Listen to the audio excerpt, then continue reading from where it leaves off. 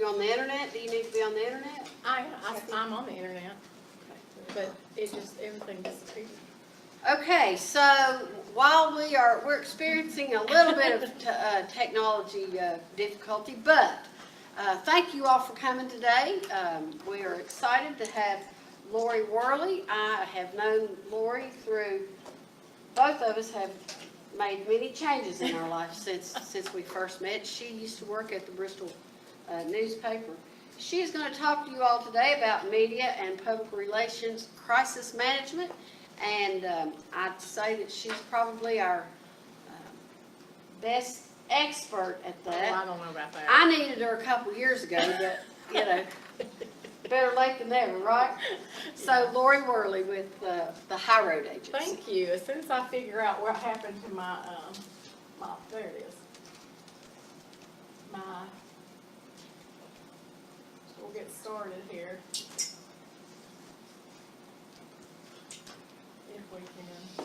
If I can grab this. It's not showing up at all on my screen here.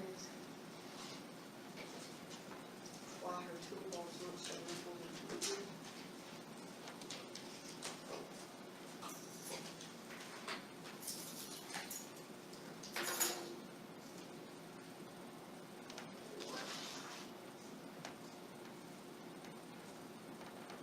Can y'all see that pretty good? Yeah. Because I can't see anything on this screen right here. Can you see if you can? The toolbar's missing. So everything's disappeared. I don't know. Yeah. Oh, what? All right. Thank you. I am Lori Worley, and I'm the Director of Public Relations at the High Road Agency, which is a marketing and PR agency based in Johnson City. We also have offices in Kingsport and Bristol. And just to tell you a little bit about myself, I started out my career as a sports writer at the Bristol Herald-Courier some years ago. Was there until 1997 when I went to work at Bristol Motor Speedway in the Public Relations Department, and stayed at Bristol Motor Speedway until 2013, and I left there as the Senior Director of Public Relations and joined the Bristol Chamber of Commerce and Discover Bristol, where I also handled public relations. And then in December of this past year, had a great opportunity to go with a really great and growing company in the High Road Agency, and I am the Director of Public Relations there. So we were asked to come and talk about media and public relations crisis management. And I'll ask, before we get started, how many people in here have a crisis management plan for your work? But it's outdated. So a couple of people have it. And I'm going to guess that a lot of people think that whatever the business they're in, they may not need that.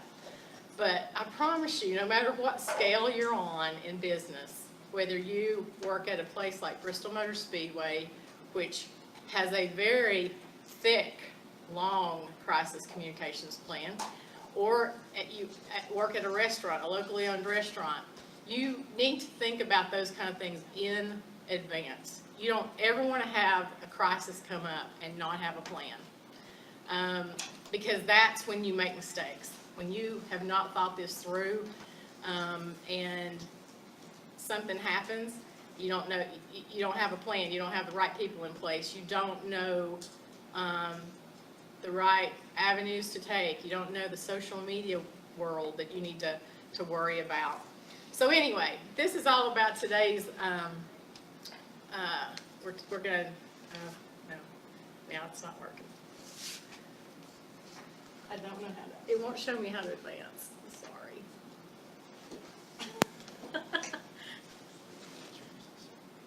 Just do that again, okay. All right, just a little graphic there about crisis management. What is crisis management? Crisis management is the application of strategies designed to help an organization deal with a sudden and significant negative event.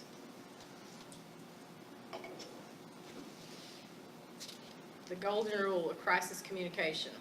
Every business at one point will face some sort of public relations crisis, and the way you respond can either give you a much-needed image boost or significantly damage your brand, ultimately alienating your customer base and business partners, especially in this day and age when news goes viral almost instantly, as we all know. Organizations need to be ready to respond to any PR crisis quickly and efficiently using all available platforms, and that's from Forbes. PR disasters are plentiful. I think we've all seen some of the things that have happened in the last several years in particular. And I may need you to come and help me with this because that's supposed to like go to a YouTube video, and I don't know how. There's a link on there, and it's not letting me see that. That's it. It's showing two different. This is it.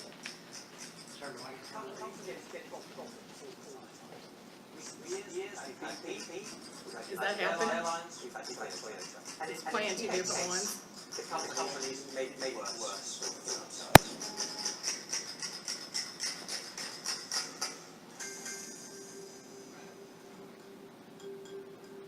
Is it better now?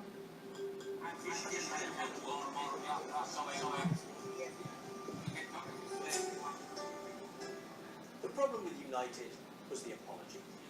The chief executive in a written statement said that he was sorry for having to re-accommodate a passenger. Now, that was inoffensive. That's what it is.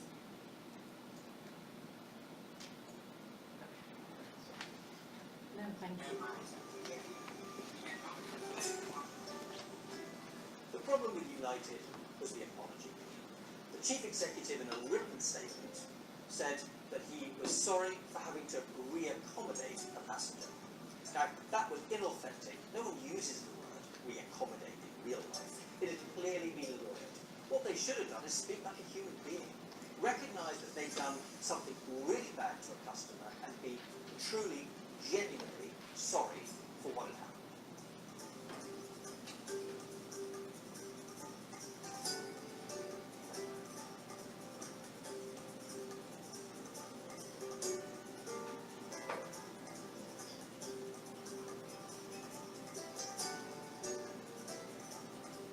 The Toyota crisis is in fact really simple.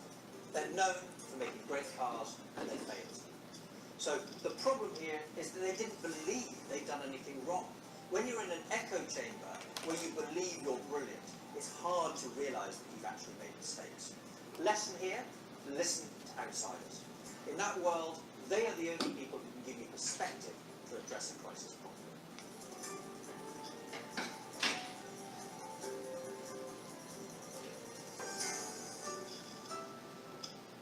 The problem with BP is that they couldn't extract oil safely, but they compounded it immediately with very bad handling. The now infamous comment by the chief executive that he wanted his life back came to define the crisis and ultimately cost the chief executive his job. There's no one who wants this thing over more than I do. You know, I'd like my life back.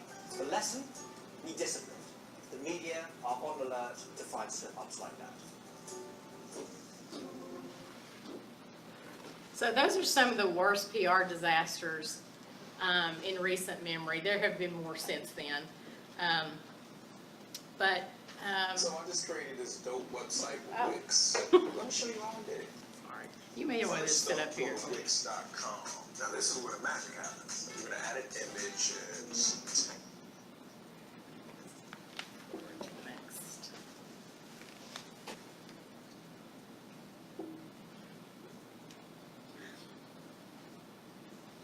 There we go. All right, those are some of the top PR disasters that come to mind when you think about how they were handled, which it doesn't take a genius to figure out that the United Airlines debacle was horrible. So what we're going to do is go through some steps. I call these like the 12 golden rules of crisis management. The first one is that you need to take responsibility. Whatever has happened in your company, you need to be honest about it and don't try to cover it up, because somebody is going to they're going to learn about it. If you do try to cover it up, it's just going to make it all worse. So to manage the situation, you need to react immediately, respond to feedback. If people are calling, don't ignore the calls. If people are on social media, and they will be, you need to come up with a plan for what you're going to say. You write press releases. You get ahead of it. Don't ever try to ignore what's happened. It's the worst thing you can do. You will get taken to the woodshed by the media and everyone involved in or looking into this situation. So the first thing I say is you've got to take responsibility. The second thing is you need to be proactive, transparent, and accountable. Acknowledge what happened, accept responsibility, apologize. Those are easy things to remember, and they're crucial in how you're going to be seen going forward.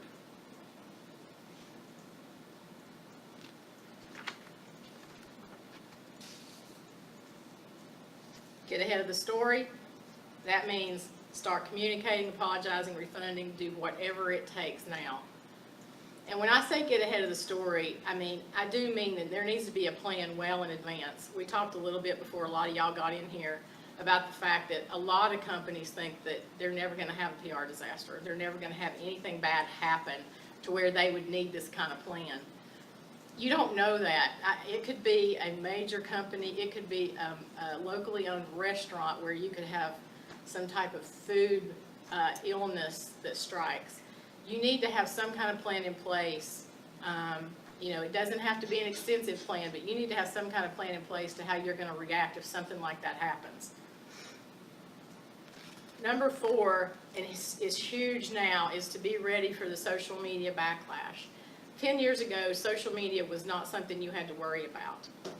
But these days, if something negative happens to your business, it is on social media immediately. And there are people who just want to sit on social media all day making things worse for you. So you have to be able to have a response prepared, and you have to be able to readily, quickly get it on social media so that it's out there. We'll talk more about this, but you also need to have a plan as to who's handling your social media. Typically, it's best to have one person doing that, or certainly one department.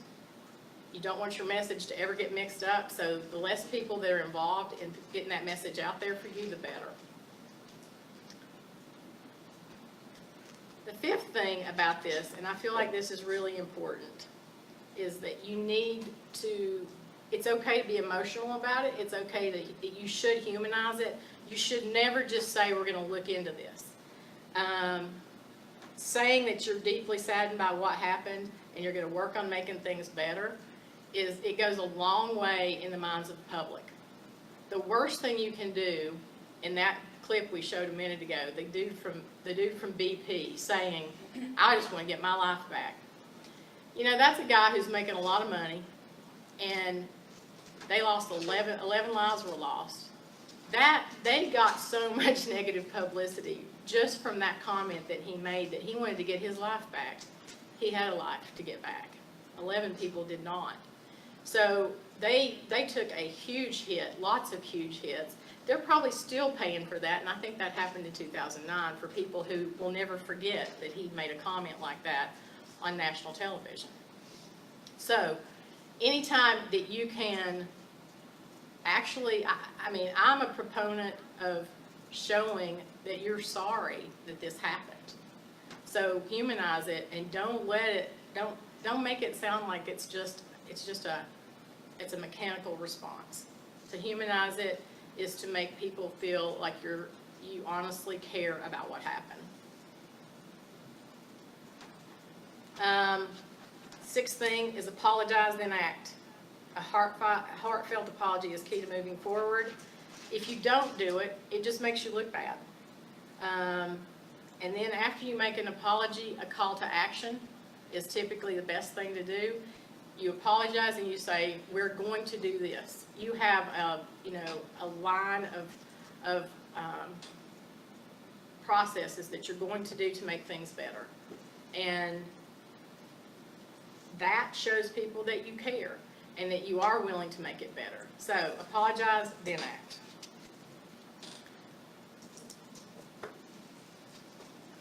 The seventh thing is monitor, plan, communicate. Social team, high alert. They're watching social media constantly. If they see negative things on there, they need to have a plan to proactively respond. Another thing is, we talked about a second ago, don't let your executives go nuts on social media.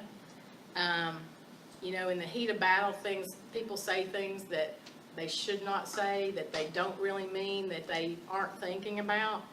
So no matter how upset they are, no matter how volatile the situation is, make sure there's only apologies out there. Executives are not on social media going crazy, and that everything is approved. That's one of the biggest things about getting the message out, is that you have to make sure that there's a group of people sitting down agreeing to what the message is.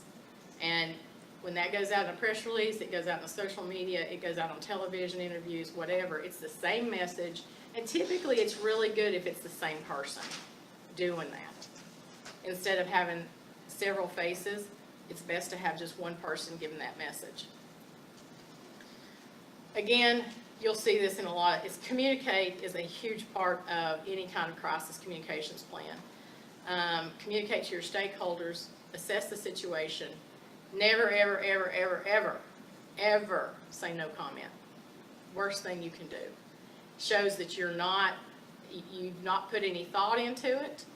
You could come across as uncaring. And you need to listen to your public relations team, because if you have a good PR team, they're going to be able to craft the message with the proper talking points for you. Don't veer away from that, because your PR folks know what they're talking about. They're going to have your best interests at heart. They're going to know what points they need to hit. And they're going to be your best friend during any type of crisis like this. Develop a strong culture. This is important in that you want your employees on your side. You know, employees are not responsible for a toxic brand culture that breeds problems. An organizational brand culture that treats customers badly likely treats its employees poorly too. Dig deep into organizational culture and service delivery, and you'll find that new lows in brand experience always start at the top. I mean, this is true in any business, I think. The culture is important, how employees are treated. If they are treated well, they have a vested interest in your company. They want it to do well. If there is a crisis, they feel horrible and they want only the best. They want to make sure that they do whatever it takes to make things better. So I think if you develop a strong culture within your organization, that they're proud of the place they work, they don't want anything bad to happen, those are big keys. And it can be really important, because the worst thing you want to have happen, one of the worst things, is if you do have a crisis problem arise and you have employees that are saying negative things about the situation or about the organization, that's only going to make your problem way worse. So I feel like number 9 is really important, that you develop this strong culture with your employees. This next one is look in the mirror. Put yourself in the consumer's shoes and say, how would I feel if this happened to me? And that's really telling in a lot of different situations. If I went into a restaurant and I found something in my soup, I think there were Band-Aids in some food recently that I saw. Yeah. I mean, and I went to complain to someone about it. I think you need to say to yourself, how would I feel if that was me, that I found that in my food? You know, so put yourself in the consumer's shoes and see, you know, how would you feel about it? What would you think? I think it helps you make the right decision about what to say and do. And like it says, the last sentence there, the right beats spin every time. Doing the right thing beats the spin you can put on a problem every single time. No knee-jerk reactions. This is crucial. This is why it's important that you plan ahead. Companies, brand representatives, employees often provide emotional, frenzied responses when something bad happens. Going silent on social is not a bad thing when you're monitoring a crisis. Freeze all external communication until you assess what's going on. Be sure that first external communication following the crisis is a well-thought-out response that resonates with your consumers. And this is the kind of thing that takes getting all your management folks into the same room and just sitting down and going through a plan and talking about what the response is going to be should this happen. And you know, you basically you just have a broad response planned out, and then whatever happens at that moment, you alter your plan to fit whatever has happened. Whether you've had a building fall in, or you've had you know, someone have an accident on your property, or I mean, there's all kinds of things, but you need to just have a well thought out plan. And you may never use this. Hopefully you never have to use your crisis communications plan, but you've got it.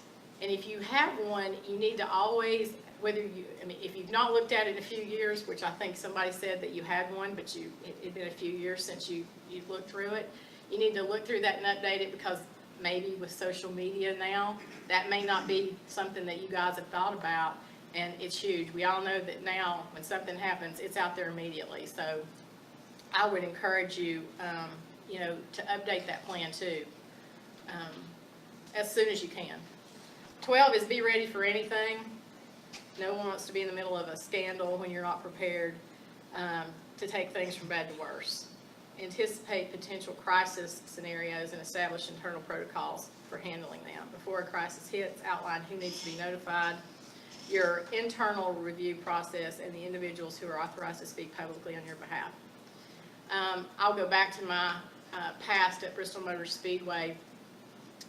We had, as I said, an extensive crisis communications plan because, you know, back during the heyday when there were 160,000 people in those seats, it was there was always a concern, a worry, especially after 9/11, where after 9/11 we were brought into meetings with the FBI to sit down and talk about situations that could arise and what we needed to be looking for, which really brings it home to you. You know, you don't think about a terrorist attack anywhere in this area, and then personally speaking, that hit home, that hit me hard, thinking that something like that could happen in Bristol or in this area. But we had an extensive plan for anything that might happen. Should it be an attempted terrorist attack? Should it be lightning hitting the grandstands when there are fans in them? Should it be a camper dying of a heart attack on the property during races? There were all kinds of plans, and it started with, you know, the president of the track got the five or six vice presidents together, and then they all talked, and then the PR staff handled what they had to handle. And you know, it was a drill that we did several times a year that we went through to make sure that we had a plan together. Now that's a large plan for when you're dealing with 100,000 people, but I mean, it's the same kind of thing that if you've got like I said, you never know, like if you've got a parade happening in your downtown area and something happens in that parade, then your city has to have a plan prepared. And even to a lesser extent, even in your business, if something happens in your business, if someone, you know, heaven forbid, if there's some kind of shooting that occurs, there has to be a crisis communications plan there. So just be ready for anything, whether you think it could happen or not. In this day and time, it's hard to say things won't happen anymore.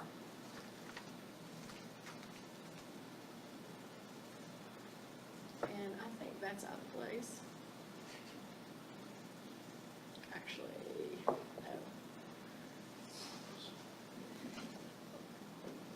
no. So,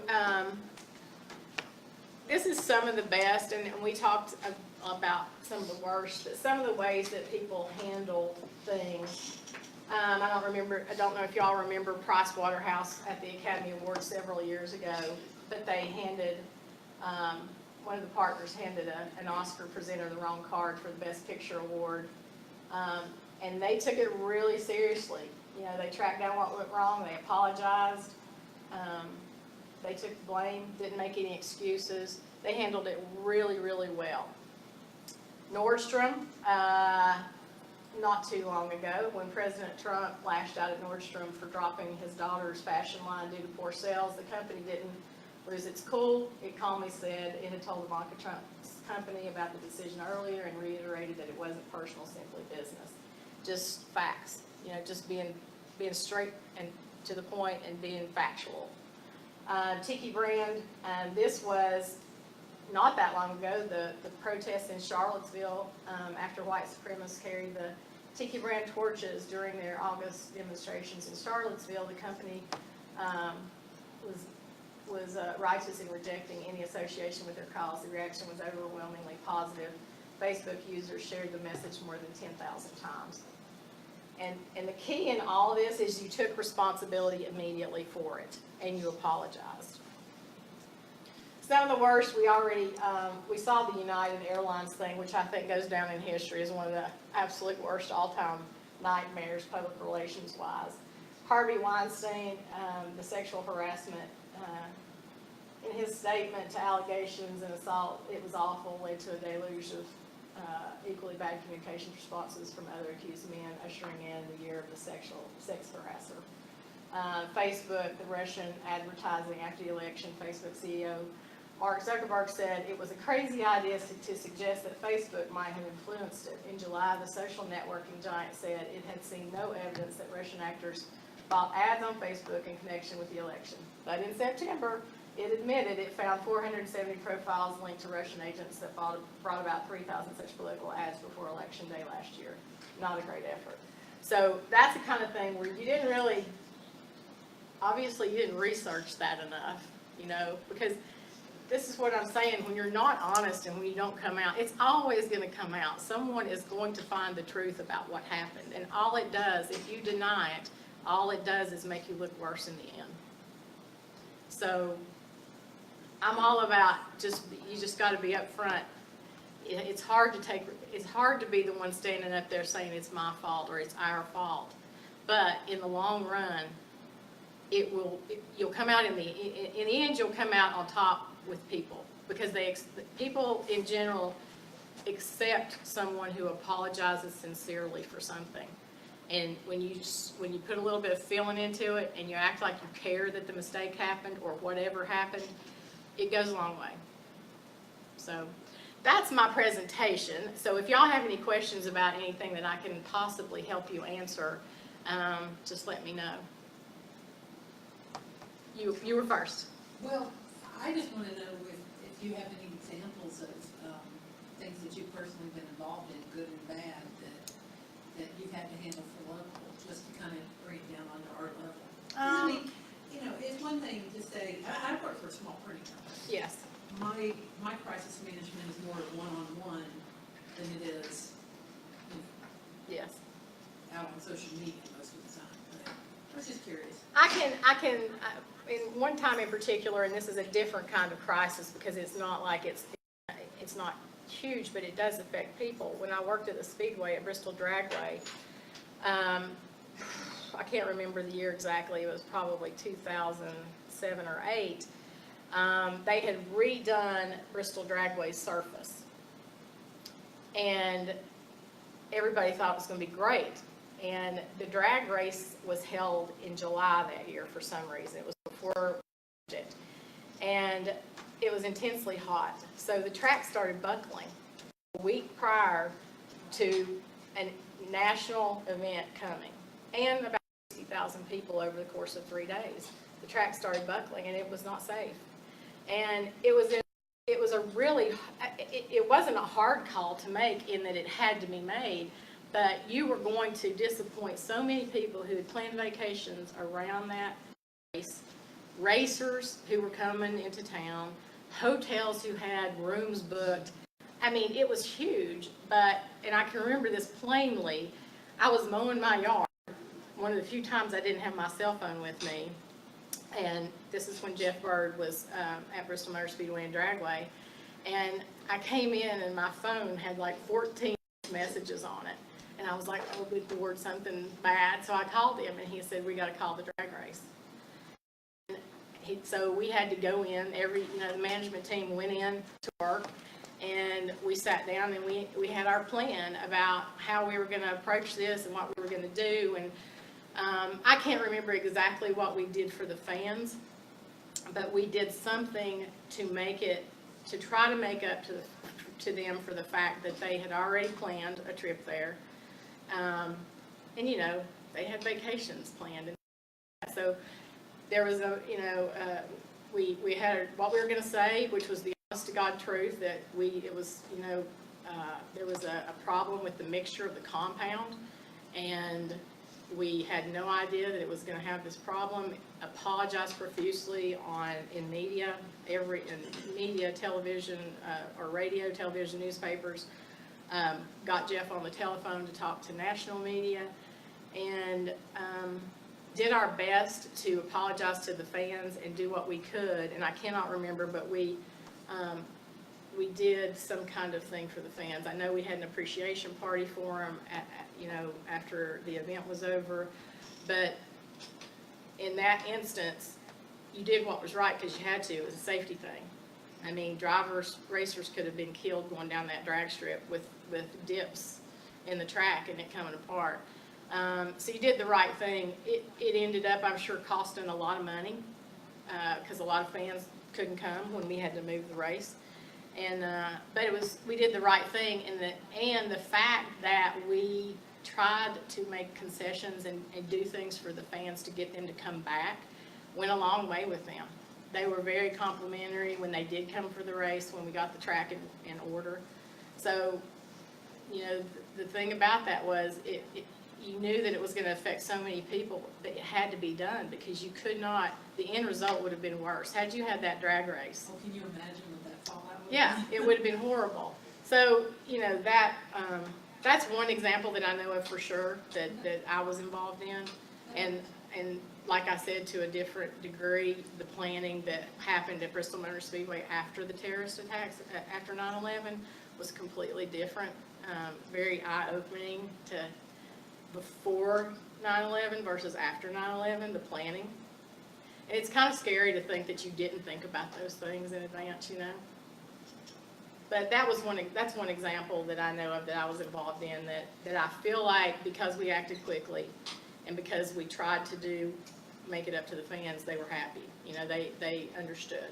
And most importantly, you did what was right, not Yeah. trying to cover it up and say, well, maybe it'll be okay, and maybe we can. Just like I said in one of those slides, doing what is right will always in the end benefit you, no matter how hard it might be. What if you're in a situation, I'm not, but what if you're in a situation where you, the employee, has adopted that philosophy, but your employers or the management, the upper management,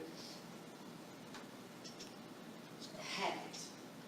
And so the communication that they give to the employee that's in charge of all of this is so poor that the employee couldn't perform if they wanted to. Well, there's the issue, because it all starts at the top. Yes. You got to have buy-in from everybody at the top to make this work. I mean, if your employee understands the right thing to do, it doesn't say a whole lot for the folks in charge if they don't get it. Right. So, I mean, it has to start at the top. If you have people making decisions that don't care about how you react to any kind of crisis, then you're going to have issues. I mean, and the employee, they're kind of out on a limb. They want to do the right thing, but they want to keep their job too. Right. Or they do care. They are not communicative, so they're the only ones that know the full truth, and so their employees are flailing around trying trying to, You gotta Figure get your, out how to do you that. have got to let your employees, I mean, at a certain point, once you've made the decision about how you're handling this with your management staff, there has to be a meeting with your employees so they know what's going on. Now, the other part of that is you have to, if you don't want the employees talking about it, they have to know that you don't want them talking about it. And that they can't go talk to the media, or they shouldn't be talking to their friends and neighbors about something that happened. But that's where it goes back to that culture where you respect your employees, you let them know you respect them and you trust them, and you're gonna tell them. The number one thing in every company that I know that people are not happy about is communication. Because they feel like people at the top don't communicate with them. And that's the number one thing that I think is hurting companies, is that you don't, and maybe they think they're communicating, but they're not. And in a situation like that, you need to be able to let the employees know what's happening, so they're not questioning it, so they're not worried. Yeah, so I would encourage that you let everybody let them know about the plan, and if something happens, this is when you'll find out, and this is what you need to have happen, and this is what we need to have happen. you know, we were talking about this morning, just because Patrick is an intern here, and sometimes, do you think this is a true statement? Sometimes the employee has to educate the employer, Yes. and if they won't listen, you have to find a way to get them to listen. Yeah, and you hope eventually they are going to listen, and they're going to be open-minded enough to say, oh, yeah, you're right, we should have done this, or you should be, I hate, it's tragic that you would have an employee that would know more about this than the employer and would have to try to educate the employer about it. But, I mean, and it takes a strong employee to actually try to do that. You got to have guts to go up to the boss and say, hey, I think you might want to look at it this. I think a lot of that's in how you approach the boss too. But I mean, you got to be really strong in your convictions to walk up to the boss and say, I don't think this is the right way. Maybe we should look at it this way, for sure. Jerry? Two things. Can I convince you to send us that PowerPoint? Yes. Should we just contact you? Yeah, I'll give you a card. Yeah. Is there it seems to me there ought to be a template for this. There ought to be a 3-ring binder that says, here's who you call if you have a problem, and here's our organization chart, and is there Obviously different organizations handle it different ways, but as I said, and I go back to Bristol Motor Speedway, because that, we had a crisis communications plan that was very extensive. It was sectioned off, and it was in a binder, and, it was on the public drive where employees could look at that and see what would happen if lightning hit a grandstand that had 30,000 people in it. What our call to action was going to be, every step of the way. I would advise that you have a binder that does have every step that you're going to take. It seemed to me you'd have to have a flow chart, A, and then B, you'd have to say, there's a tab in the folder for Lori, there's a tab for Gary, there's a tab for, and say, okay, this is what I got to do. When I get to I'm going to open the binder, and here's my list of stuff to do, and here's so-and-so's list of stuff to do, so we can all be doing it at the same time. For sure, you need an Because time is of the organizational, essence, yes, you need an organizational chart that tells exactly how this is going to go. It starts with the boss, and you go directly to your public relations or media planners, or, and then you got to get the message out to your consumers. You have to talk to your employees. You have to make sure employees are safe. You have to make sure if you've got people on your property, you have to make sure they're safe. Somebody has to be in charge of that. So yeah, there has to be an organizational chart that puts someone in charge of every, back to the Speedway. There was a plan in place that if something would happen, this person was in charge of being inside the media center and making sure the media were safe. This person was in charge of drivers and making sure that the drivers were safe.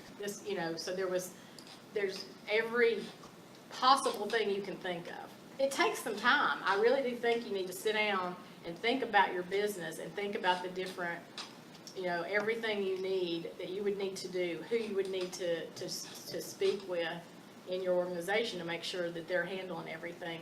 And in the end, you're gonna hope it's like a well-oiled machine, that everything is gonna go off without a hitch. And you don't really know that until you have a crisis, and let's hope you never have one. But I mean, it's also good to pretend, just pretend like you've got a crisis and go through this and see what happens.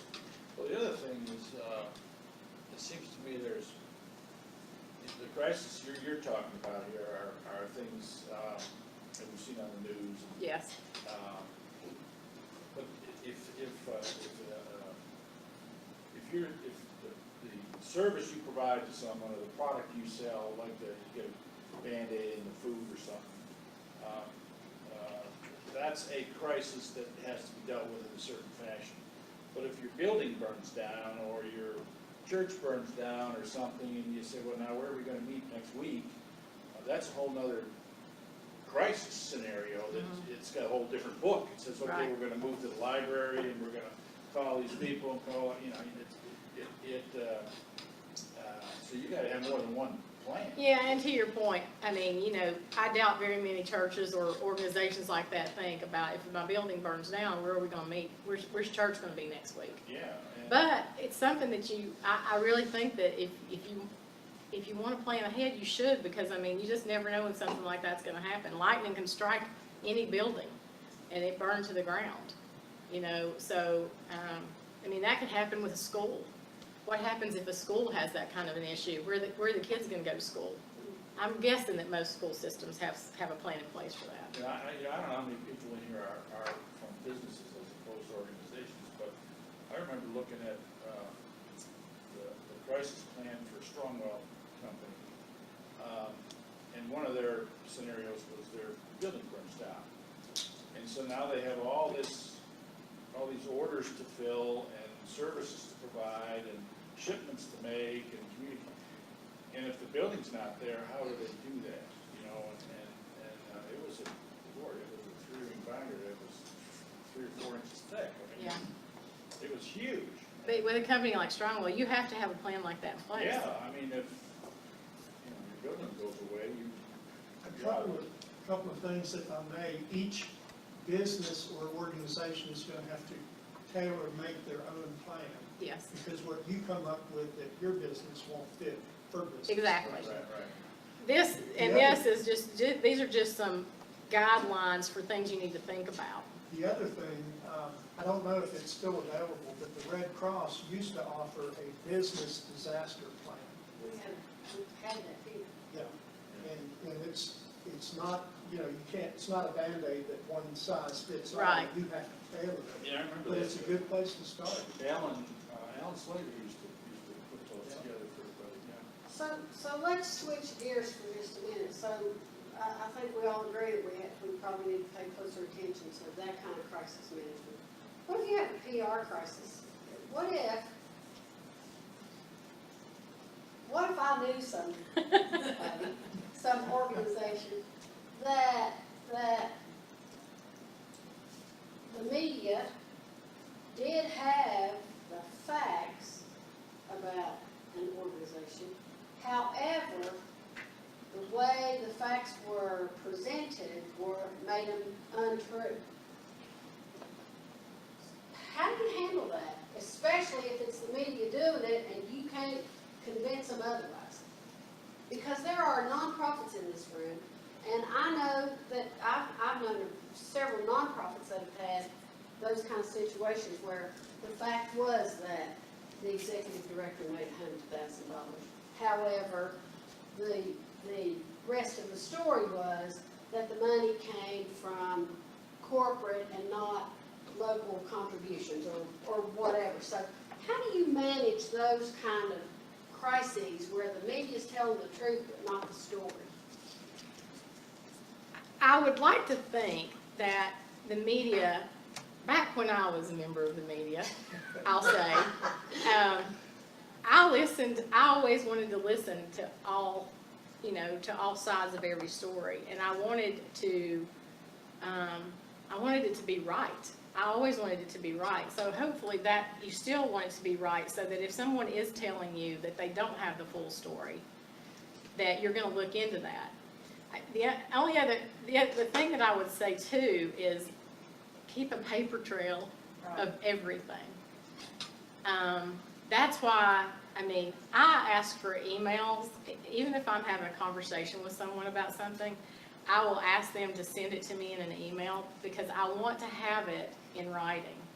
And if you've got you can't change a paper trail. I mean, I know people say that there's apps and things where you can make things up and it looks like it's real. But I mean, I feel like that if there's a paper trail, and in the end, you can only do what you can do, and if you want to get the truth out there, you can try to tell your side of the story and hope that they're going to listen. I mean, I would like to think that media folks are still the way I used to be back in the day, where I wanted to listen and make sure that everything was right before I put it in print. Right. And if they don't, do you recommend social media as your own tool? You know what I'm saying? Without, like that kind of theory about introducing the elephant in the room. Social media is powerful, but you have to be prepared for the other side of it. Right. I don't know how many of you all have kept up with what's happening in Sullivan County right now with the sheriff situation.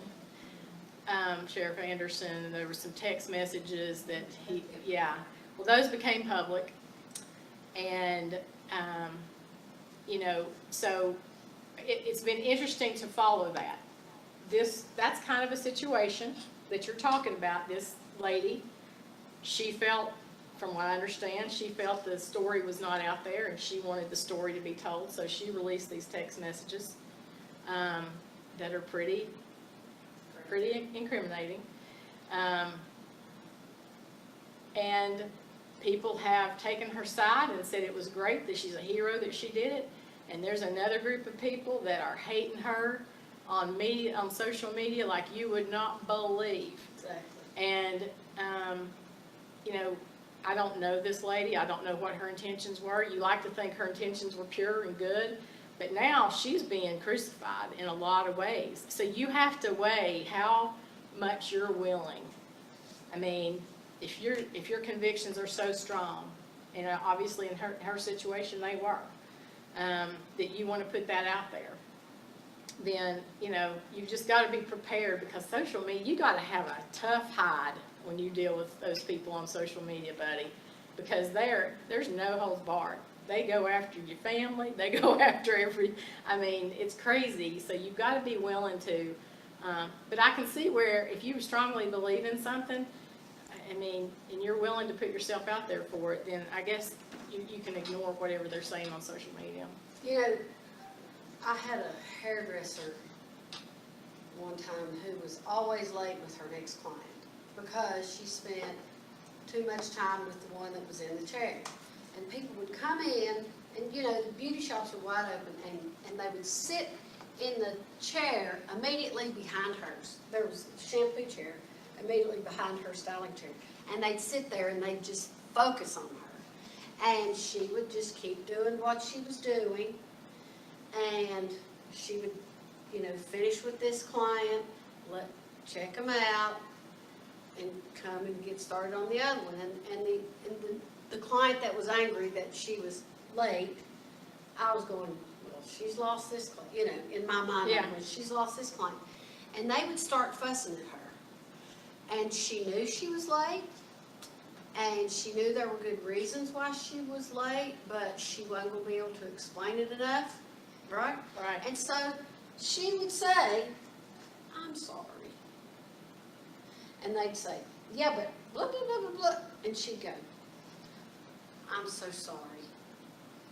And they'd fuss maybe one more time, and then they'd quit. And then they would schedule their appointment the next time on the way out the door. And I'm like, how do you do that? How do you? But it's because it's how she says I'm sorry, and the fact that she absolutely makes them feel like she's sorry that it happened, but this is the way I am. Right. And and if you want to keep coming to me, I hope you do. But I'm probably going to be late. Right. So, but she does it in a way that she makes these people feel like she feels bad about it, but she cuts their hair so well, they're coming back to her. Well, I said to her, I said, how do you do that when they're fussing at you for no reason? And she said, I am sorry they feel that way. And I went, So she's genuine. oh, she She's wasn't yeah. sorry, you know, she wasn't apologizing for her Yeah. actions. She was just sorry they felt like that. That's I a, didn't get her to. yeah, I was gonna say, that's a pretty great lady right there. I used to, you know, I had teenagers at the time and they'd be mad about something, I'd say, here's what Cindy says, you know, and I use that as an example forever because it wasn't that she was sorry, she didn't feel like she'd done anything wrong, but she was sorry they felt bad about it.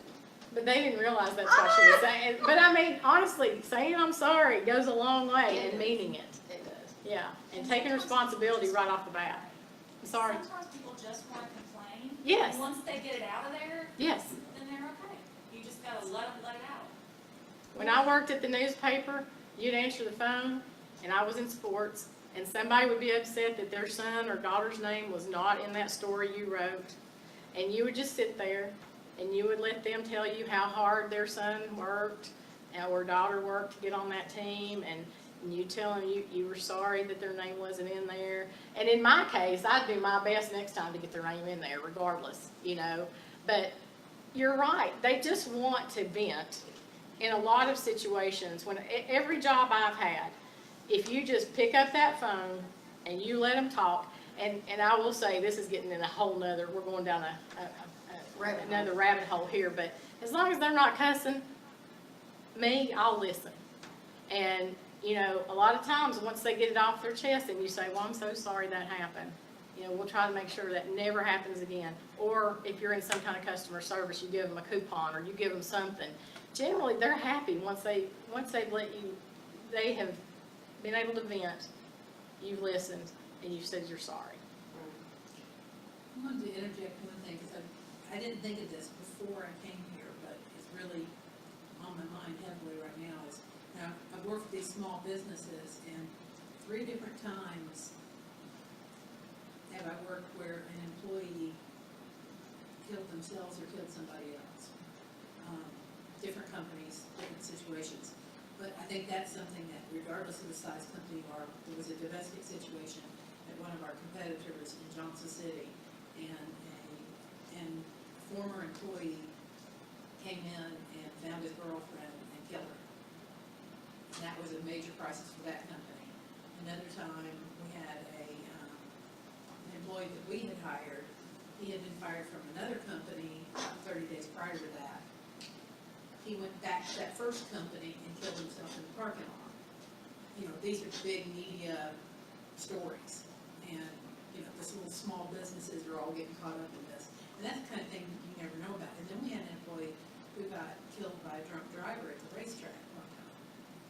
And, I mean, the fallout from that actually had major consequences for the businesses and for the people involved. That's why you gotta have that 3-week binder sitting on. That's right. I mean, You you, just that's don't a, know that's when a you're gonna thing. get it. You need to have, I mean, you may not think about that, but that's another crisis that can happen that you need to have a plan for. And in that situation, a plan for, I mean, how you're gonna deal with the media, of course, but also how you're gonna deal with your employees. And, Yeah, that's why I and, brought that up, is even, I mean, most of us don't work for a Bristol Motor Speedway, but that can happen, it can happen right here at this building. And you just, you know, some of these can be really bad. And It's not that bad, Patrick. It's not good. but you're right, You I know, mean, it that's, can happen to any organization, even people coming in and they're lying. And they make a big deal, you know, they like, I should have got my Coke for free and Right. you made me pay for it. And they make a big deal out of it and all of a sudden, it's even if it's their fault, it becomes your problem. You know, so, yeah, it's, yes.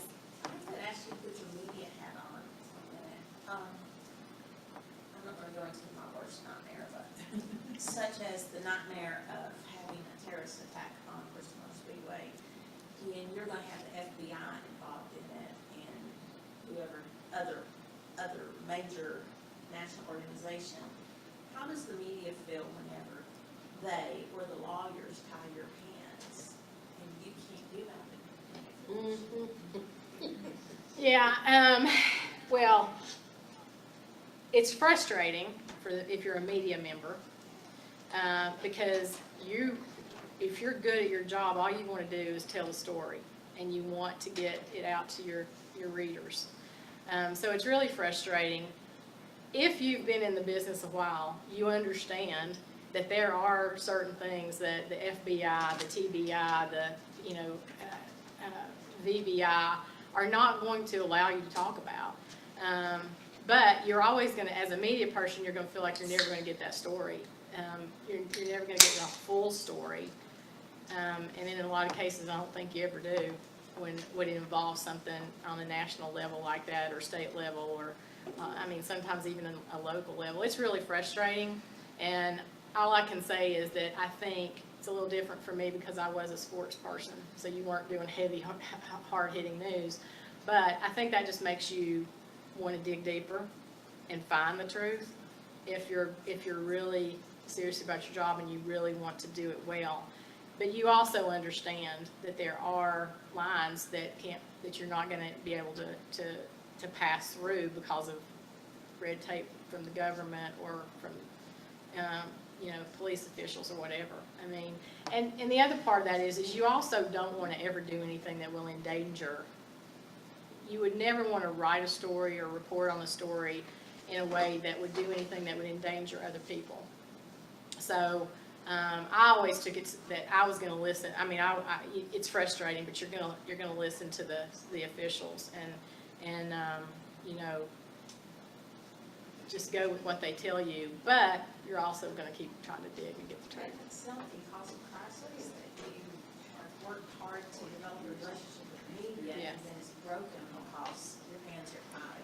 It can, and hopefully if you've got a good relationship with that person, they're going to understand to a certain degree that you can't, there's information you're just not going to ever be able to share with them. It's a tough line because you're just trying, as a media person, you're just trying to do your job. And your job is to get that information out to your readership or your viewership or your listeners. So it's frustrating, but I think if you've been in the business a while, you understand that there are lines that that are not going to be crossed, because that could get those people in trouble, and that could just snowball into another big mess. So it's hard, it's really difficult, but I think if the relationships are strong enough, people are going to understand on both sides of it. Just almost make that statement just about to your readers, say, due to pending investigations, I can't allow. And typically, Please be as honest as you can be. Yeah, and you'll see statements like that, when you try to talk to a lawyer about something, and a lawyer will say, we can't talk about this right now. So you just report they were unable to make a comment because of, so yeah, that can be a statement. It is frustrating. Anybody have anything else? I hope we've gone around a lot of topics, so I hope we've been helpful in some way today. I've had fun. I think there are different kinds of disasters. There are major disasters and different, just like you brought up someone killing themselves in the workplace. That brings so much speculation, and, was there something about the job? Did somebody in management do something, Well, it actually was even having marital problems, and everybody knew it. Yeah. It had so little to do with his job. But it brings the workplace into the viewfinder, and people are questioning why that happened. And then, so you gotta have a plan for that. How do you deal with that? And right off the bat, you say, you're sorry about that tragedy, and we're looking to figure out what led to this, But those are things you don't really think about. Someone killing themselves in the workplace and how that can affect not just the employer, but the other employees.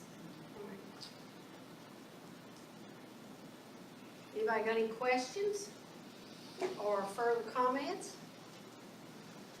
Okay, well, thank you so much, Lori. I appreciate y'all coming. Yeah, it's always a pleasure to see old friends. We have our next Noon Knowledge is in 2 weeks, and Nita, what is the? Should I start a business? should I start a business? So as we are gearing toward our next business plan challenge, we're kind of adding some topics that are gonna help people make decisions as to whether or not they want to start a business.